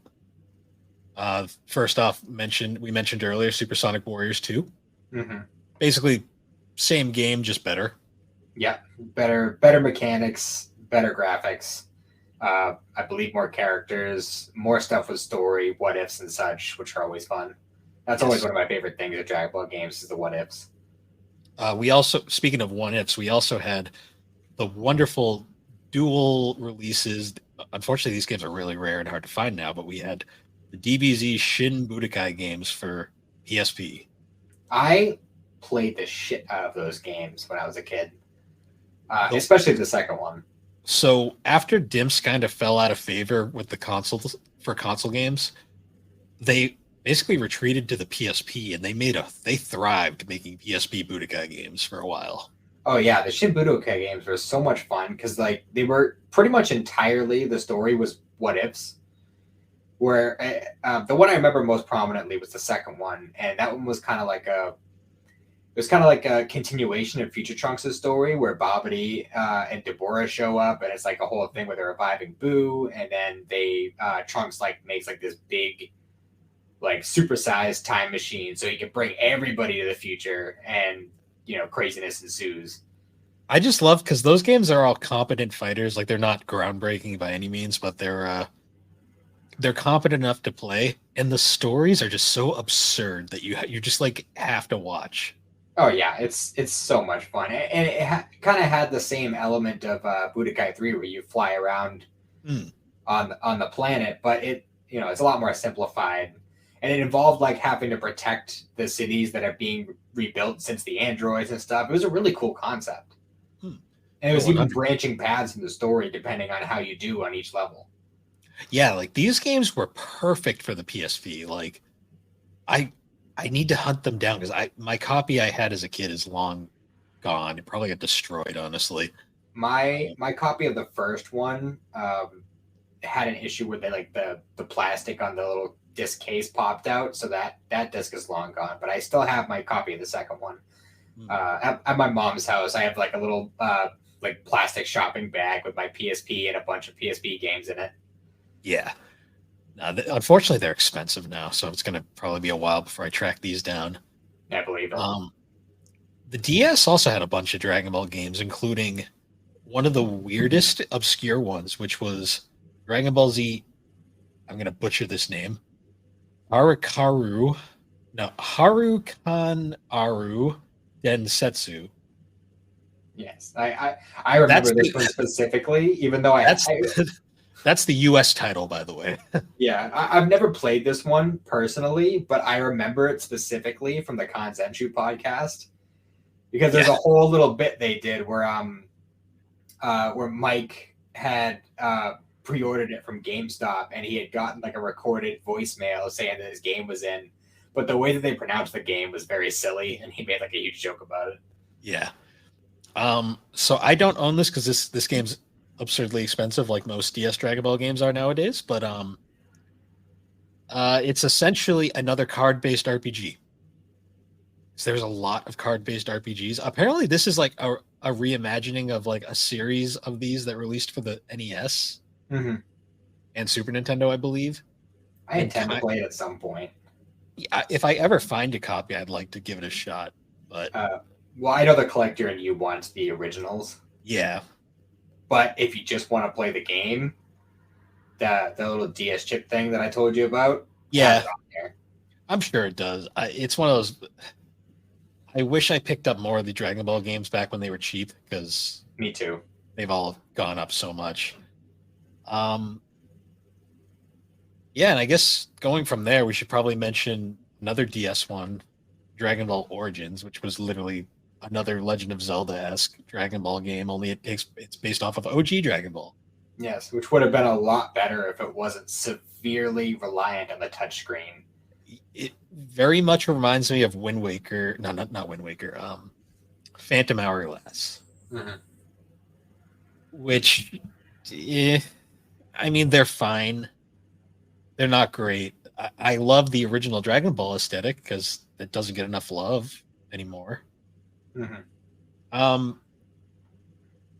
was a really interesting, like the 3D models and stuff for the game weren't that bad for the DS. And they did a pretty good job, like kind of recreating a lot of the scenes and stuff. Like I was honestly surprised they actually recreated the scene where Goku takes off all his panties at the beginning of the series. I wasn't expecting them to do that at all because it looked such a cartoony game. Yeah, I know. It was such a weird it was just a weird like thing overall. Like I was surprised they actually went as far as they did. Because there's 2 Origin games total. They're both the same basically. One covers the first arc, like the Pilaf stuff, and then the next one is Red Ribbon, and then they just stopped after 2. Yeah. Which I guess, I think it's because Game Republic, the company that made them, went out of business. That makes sense. Although you'd think somebody would just pick it up after that, but I mean, Yeah, I don't know how successful these games were. I don't think they were super successful. I think I picked it up because it was cheap. Yeah. um, so another game that came out during this period, we mentioned Dimps was making games for the PSP that were surprisingly good. They made Dragon Ball Evolution on PSP, the best thing to come out of that movie. It was honestly a very good game for what it is. Despite the source material, it was actually very well made. Yeah, like it basically, well, it plays like Budokai. Yeah. It looks like the movie, which is kind of weird, and it has a story mode based off the movie, which is even weirder. But But it like, also adds stuff to it. Like it brings up the fact that Goku is a Saiyan, even though that didn't come up in the movie at all. Like, there's a bunch of yeah, weird stuff like that. They put a lot of focus on those weird like blood clone things that Piccolo made in the movie. yeah. Another thing I thought was really funny was when I first played this game, I hadn't seen Evolution yet. Really? Yeah, I rented it at a when this came. When did this come out? Was Blockbuster still a thing? I don't remember if it was a Blockbuster or not. It might have actually been. I don't know. I don't remember what Blockbuster went away. I rented it from somewhere though, and I played it. And when Chi Chi appeared, I was like, "That's supposed to be Chi Chi." Yeah. I was also questioning why they were in high school for some reason. Yeah. Yeah, it doesn't really make much sense if you haven't seen the movie, huh? No, it made no sense at all. I was so confused. But it was fun. It was fun to play. No, it was well made. I mean, Piccolo looked cool. That's one thing I'll give Dragon Ball Evolution is Piccolo looks cool. Yeah. Even despite the fact that he doesn't have the right antenna, but yeah, whatever. What's funny is though, because I played that game first, when I did eventually see Evolution, I wasn't nearly as caught off guard, but I was more like, oh, it all makes sense now. Now it all comes together. I was like, wow, this is shit. Yeah. It was not great. So that existed, but then the DS also, so the DS and PSP were had very healthy libraries at this point. Mm-hmm. And one of the games that I believe was most significant during this era and tragically only got one entry was Attack of the Saiyans. Yes, which I'm actually currently midway through playing right now. So, for those who don't know, Attack of the Saiyans is a turn-based RPG, like the lone turn-based RPG in the Dragon Ball series. At least since like the old days, like the NES, Super Nintendo days, and those ones I believe only came out in Japan. Yeah, and I think those ones were also card-based, partially. That's fair. I don't know a wicked lot about them. I just know that there was turn-based RPGs for Dragon Ball back then. Yeah, this is the first like traditional one though, like Final Fantasy style turn-based. Yeah. And what makes it interesting is it was developed by Monolith Soft. And for those who don't know, Monolith Soft was the studio that made Xenosaga. They also made Baiten Kaitos, and they're currently the main developer. They're owned by Nintendo now. They're currently the developer of the Xenoblade series. Oh, wow.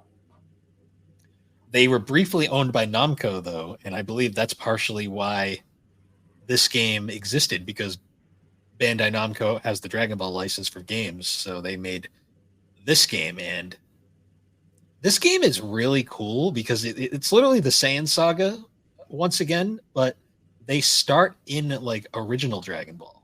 Yeah, they start with the last tournament of original Dragon Ball when Piccolo Jr., like the Piccolo that we all know, came around.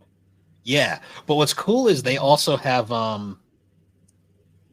there's like these brief little periods like where you get to see what Krillin was doing during that time period, what Yamcha, what Tien were all doing, which was kind of cool. Like I wish they did more of that, like gave us some full explanations.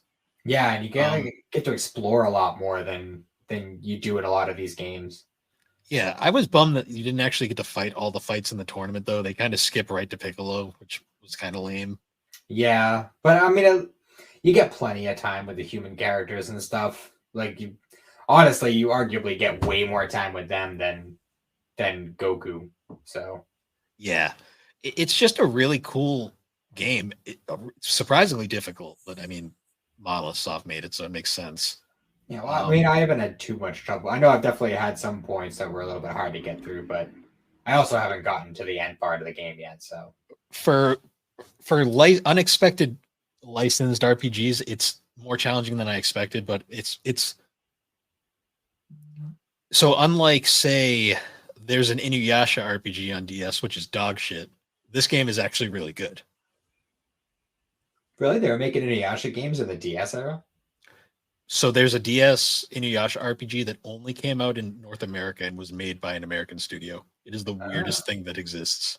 that's weird because I feel like Inuyasha didn't do great here. Yeah, I don't. That's why I say it's one of the weirdest games. It's the weirdest Inuyasha game. Period.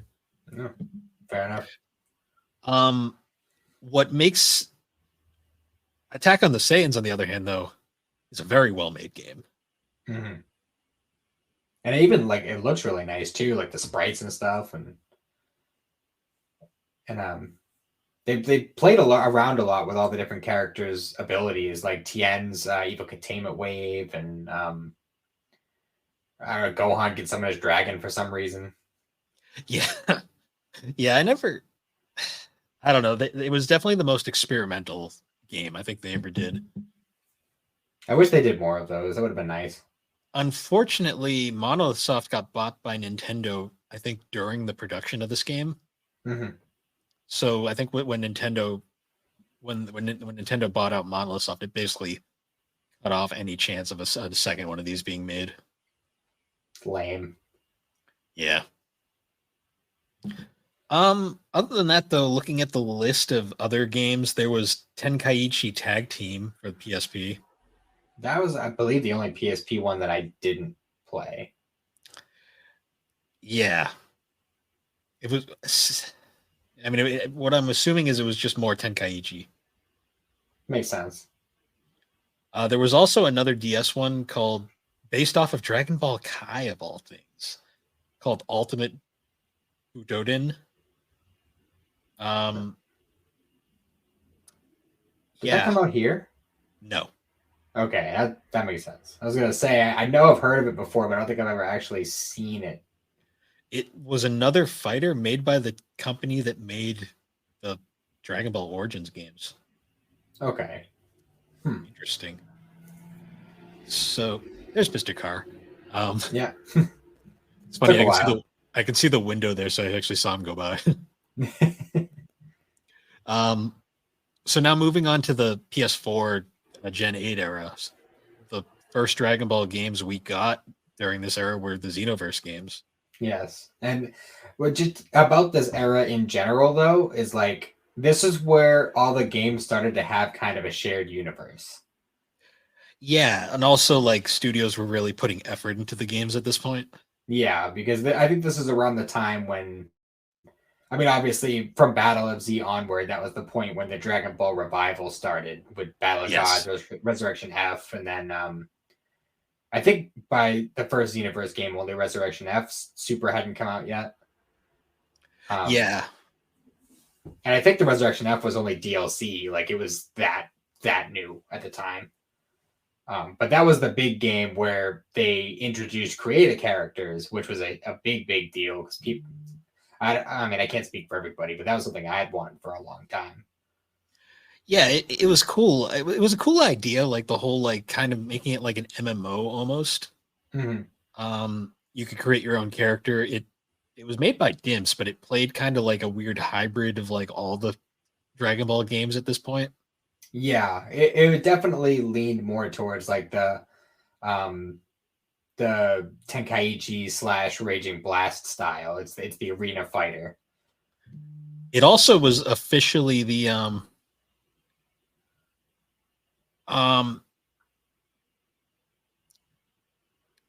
brain fart for a minute.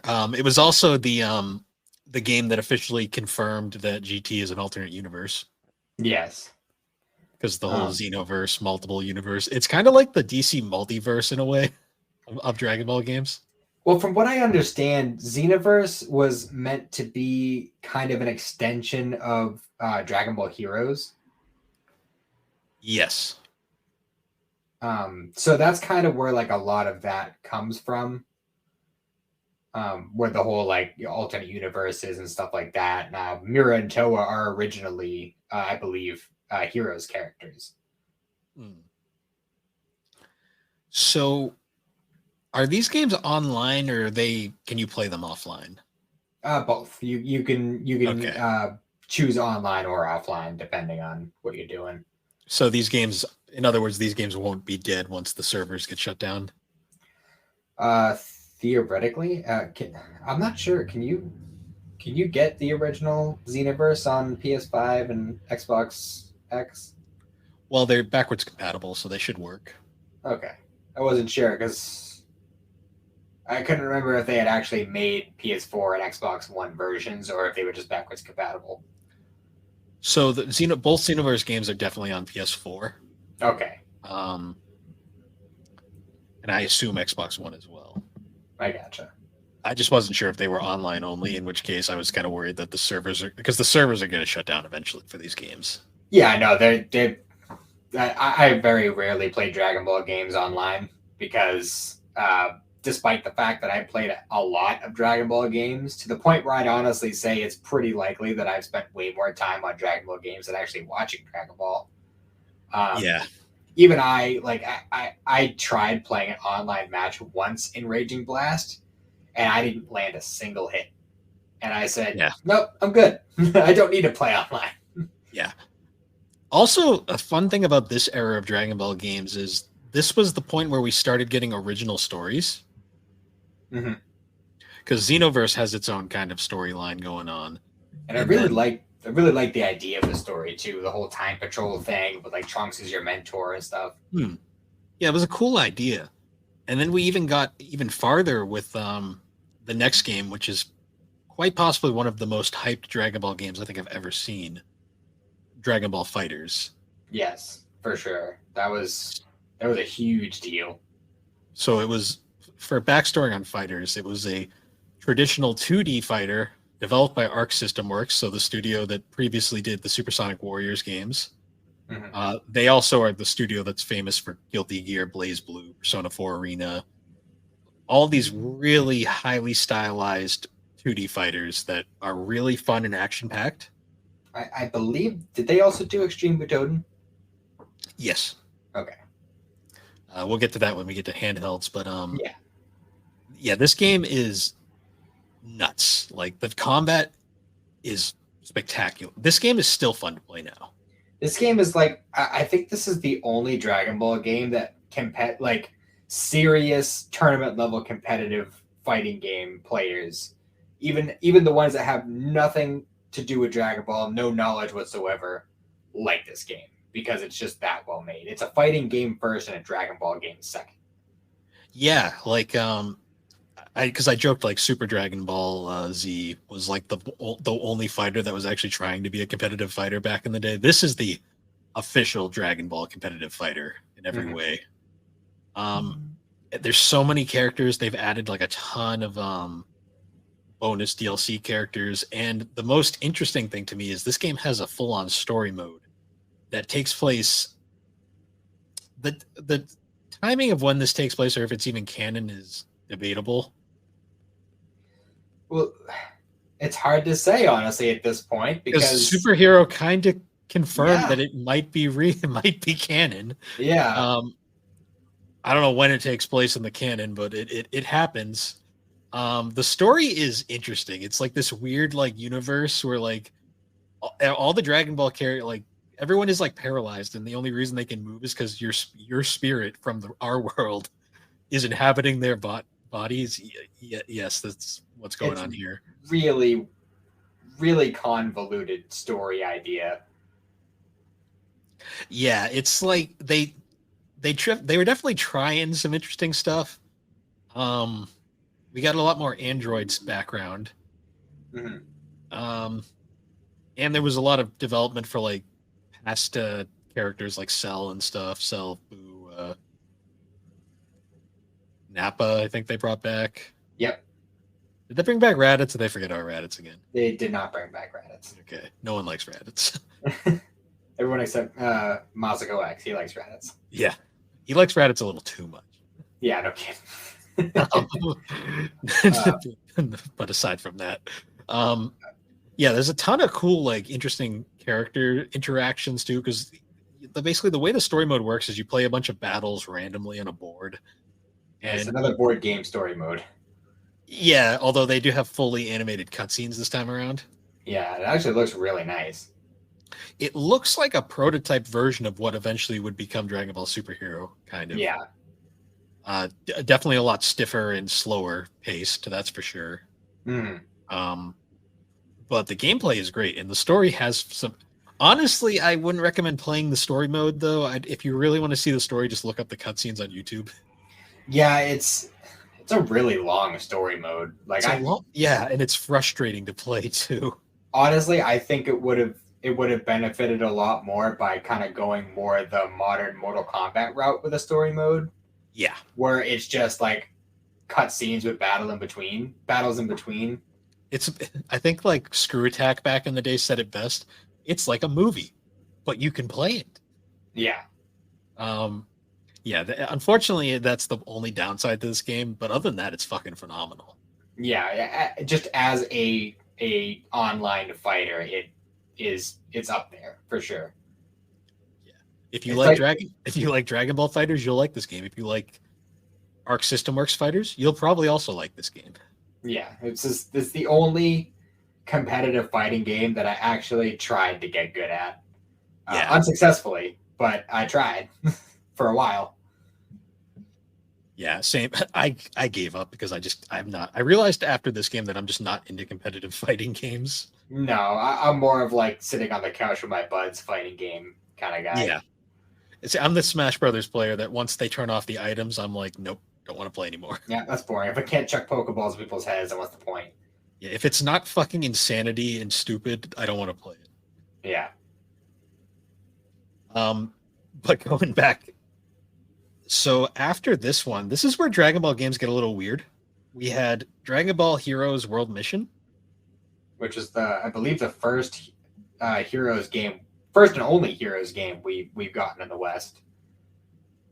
Um, yeah, I believe so, and it's like a card game, which is partially why I wasn't able to get into it. Yeah, I wanted so badly to get into this, but I couldn't wrap my head around it. And I think the biggest problem with it was it took way too long for it to come over here. Yeah, Because the original arcade game version of it in Japan had been out for I think 10 years by this point. So they had added so many cards and so many combinations and so many different story missions and so many different uh, just so many different ways to play that. But it's like trying to jump into Yu-Gi-Oh right yeah, now, but like with all of the new shit, all of like the pendulum summonings, the link summonings. That's like trying to start learning how to play it now. yeah.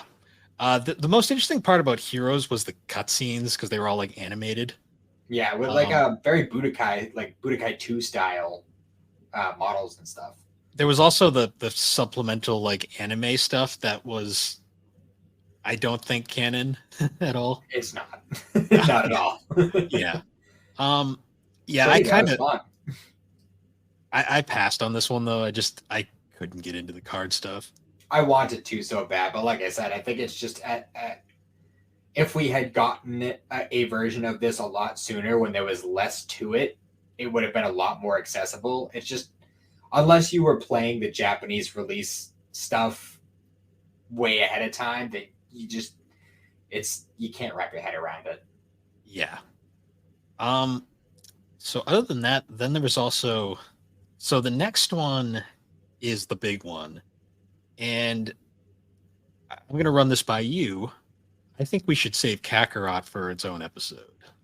Probably. I mean, if we're being totally honest, Bill, there's at least a few things that we've already mentioned that I'd like to have our own episodes on. I Yeah, definitely have a lot to say about a lot of these games. yeah. Some of them definitely could use some further looks. Kakarot is definitely one of those because Kakarot is literally It's the game that all Dragon Ball fans had wanted for years. It is literally the Dragon Ball Z saga in an RPG. Yes. Um, it's good. Some people don't like the combat. That's unfair and understandable. Yes. But also, like, if you don't like the combat, then where have you been? Because pretty much, with the exception of Fighters, just about every Dragon Ball game that's come out in the past 10 years has had this style. So yeah. Well, some people wanted like a Attack of the Saiyan style game, or I guess a more simplified style like the Legacy of Goku games. yeah, well, that was kind of what I expected it to be. Was like kind of like a Legacy of Goku kind of thing. And I mean, while as I said before, I would love a Legacy of Goku 4, or even like a remastered That has like all of them together. Yeah, all three of them put together. Maybe, with one fixed. Yeah, fix the first one, and you could even just leave the other ones as is, honestly, and then that's all you really need. But whatever. Yeah. So yeah, we're gonna get back. We're gonna save Kakarot for another time because there is a lot to say with this one. Plus, I'd like to play the new DLCs before I talk about it. Yes, I'd like to finish it too because I'm like halfway through. Oh, you still haven't finished it? I'm juggling way too many games. As always. So the last console game up to date is Dragon Ball: The Breakers. Have you played any of this? I haven't touched it. Okay, I haven't either. I bought it and then it went on the shelf. All I know is it's a survival game, apparently. Yeah, it's kind of, from what I understand, it's like a horror survival game, kind of like Dead by Daylight or like the Friday the 13th game. Or like Digimon Survive that came out recently. I wasn't even aware of that. It's another weird survival game based off an anime property. I haven't heard very much about the game at all, but I also haven't heard very much positive about it. But at the same time, the concept itself seems really interesting to me, and I'd like to give it a try. There's so many other games right now to play. It's kind of low on my list right now. Yeah. Yeah, maybe if I ever get around to playing it, I'll follow up later. You know what we should do is, what do you have it on, Switch? Yes. Maybe I'll get it on Switch, and we'll try to work it out so we can play it together. If it's like it's like a co-op thing, right? It's like you can get online with like a few people, and then I think so. So maybe we can see if we can get into gaming together, and we'll try it that way. All right, I'll save it for then. And the final things to wrap up for this retrospective is the handheld games from this era. Which I don't think there was that many. So there was Extreme Butoden, which was basically proto Dragon Ball Fighters. Yeah, it was like a prototype of that kind of game. It was somewhere between the Supersonic Warriors games and the Fighters. It was competent. It worked for a handheld fighter. It wasn't overly involved. There wasn't a wicked lot to it. No, the story mode is incredibly basic. It's basically just like 2D sprite images of the Z Saga. And the general setup of it is very similar to Fighters, where it's kind of a board game. Yeah, it plays fine, but it's like I bought it used at a GameStop, and I finished it in a day, and I was like, that was fine. Yeah, and a lot of the characters in the roster are just support characters too, which is kind of a bummer. Yeah. On the other hand, though, the other game that came out during this era is one that you have a lot of history with, Dragon Ball Fusions. This is probably one of, if not the number one favorite of Dragon Ball games from this era. This is the game that completely overshadowed Pokemon Sun when that came out, because it came out like a month early than it was supposed to. It was like a week after Dragon Ball Sun and Moon Pokemon Sun and Moon came out. And I put Sun down and never looked back. I bought this when it came out, and I was amazed how deep it was for such a basic concept. It's kind of like Dragon Ball Pokemon, basically. It really is. And like they have so many like random like preset characters that all have their own fusions too, and there's so much to it. There's so many different references. They reference things like Doctor Slump and I think Nekomajin. Mm.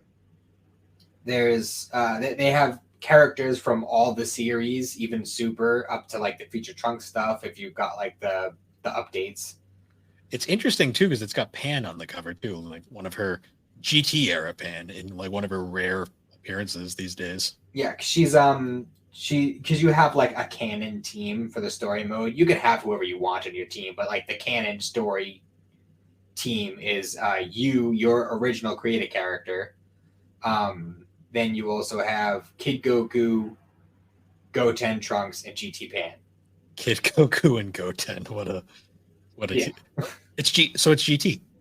Yeah, pretty much. But better.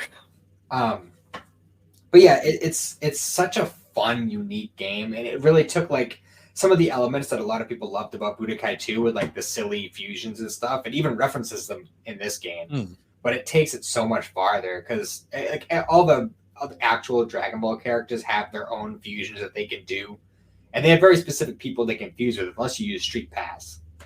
Yeah. But there's so many different combinations. There's over 1,000 characters in this game, including all the fusions, which is insane. Yeah, it's a game that I gotta pick up again and give another shot because it is like probably one of the most interesting Dragon Ball games that's come out in years, and no one talks about it. It like completely went under the radar. I know it really disappoints me too because, especially since like everyone's always complaining, oh, it's just another Raditz Taboo game. Yep. And every time one comes out, but this is like most surprising and like innovative new Dragon Ball game that had come out in so long, and it was so much fun. I had so much fun with it, and I never hear anyone talk about it. Yeah, it was just weird. It came and then it went, and now it's absurdly expensive. I would love a second one. A second one for the Switch would be great. Yeah, I think unfortunately it didn't do well enough, so they're gonna kind of gone. That's so sad, especially since it's on a dead console now. Yep. So it's like it's literally just gonna fade into the background forever, unless like for some reason they bring it back 10, 20 years down the line. Yeah. But I don't know. There's so much to like about it. The character interactions, the dumb little side quests. Like there's this whole stupid side quest with Vegeta's daughter where like she's trying to like get this random like preset created character dude to like her, so she keeps pretending like she's in trouble. So you run in to save her because you're like, oh no, Vegeta's daughter's in trouble. And friggin', it's just this dumb thing. Does Mustache Vegeta appear in this? No, he does not. But you can fuse Saiyan Saga Vegeta with Yamcha. Wonderful. There's some goofy ass fusions in this. I'm pretty sure you can fuse Arale and Android 18, which actually is a pretty good character. Huh. I'm trying to think of some of the other goofy ass fusions. Obviously, there's Tiancha. Yep. There's two different versions of Gotenks. Because there's two different. Well, actually, no. There's three different kinds of fusions in this game. There's the traditional fusion dance. Yep. There's EX fusion, which is like it's a combination of the fusion dance and the Patara that like Bulma had like made some sort of device to create. And then there's 5-man fusion, which your entire team fuses together and you do like a shit ton of damage doing that. Yeah. But there's so much you can do with it. And honestly, I think a lot of the creative character stuff is it has a lot more to offer than most of these other creative character games. Yeah. And despite the fact that it's a chibi style game, it's just so much fun. It's one of those games that came out at just a bad time and it got completely overshadowed by others. Because I think Yokai Watch was also coming out around that time. Mm-hmm. and I think it just completely got overshadowed, and no one paid any mind. Yeah, it's just so disappointing. I put so many hours into that game, and I still go back to it from time to time. I'm still trying to get all the characters on it, but it's just because like I don't know. I could talk about it for a bit, but Yeah, that might the be way, one we also revisit at some point after I've played more of it, because I played a good amount of it, but yeah, like I said, too many games at once. and the story is fun. My favorite part of it too is that so you have your created character, but then you Yeah. also have your best friend in the game who's a Saiyan called Pinich. So you end up getting trained by Goku. He ends up getting trained by Vegeta. And you both have your own individual teams. But Pinich's whole deal, and you don't find this out until later on, but he actually looks up to Mr. Satan and like idolizes him, Mm, and it's just like super goofy. yeah. No, 100%. Um, as for games though, that's basically it. There's some obscure mobile stuff and like arcade, but like Yeah, we for don't the need to most, talk about Dokkan. yeah, for the most part, like the only real thing left is the new Budokai Tenkaichi game, but that's still not really. There's not a lot really announced or revealed with it yet. No, they're keeping it pretty close to the chest. We just know we've seen a couple like key images. I think a short little trailer. We got the title, Sparking Zero. Yeah, weird name, but yeah, why not? Well, it makes sense with the original Japanese name. Yeah, because it was called Sparking. Yeah, it was Sparking. I was Sparking Neo, and Sparking Meteor was Budokai Tenkaichi's one, 2, and 3. Yeah, I don't know if those are better names than what we got or worse. Still thinking about that. It's less of a Um, mouthful.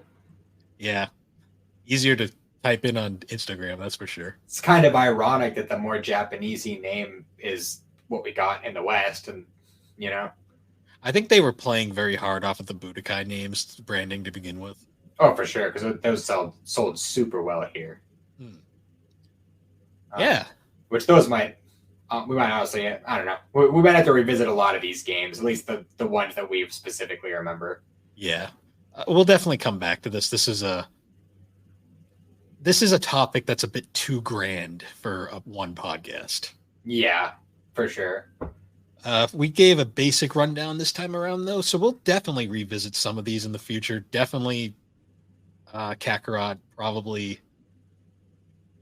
definitely Fusions, definitely Kakarot, probably the Budokai series, probably Tenkaichi in the future. Just the ones that really, really deserve it. Yeah, I could probably spend a whole episode talking about the Legacy of Goku trilogy as well. Yeah, we'd have to time that out where so we could both replay them and then give our good full take on it. Yeah, and if you need it, I can give you some tips for getting through that first one.